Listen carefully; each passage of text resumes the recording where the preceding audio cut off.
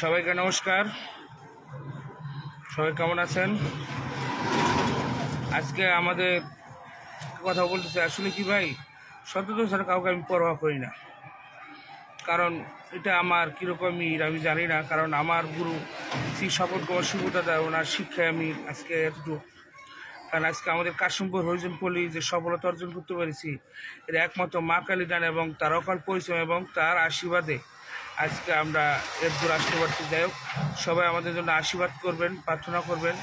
এবং কি অনেকে আছে মনে করেন যে হিংসা বা এই তার ভিতরে আমাদের এই কাশিমপুর হরিজন পল্লীকে নষ্ট করার জন্য।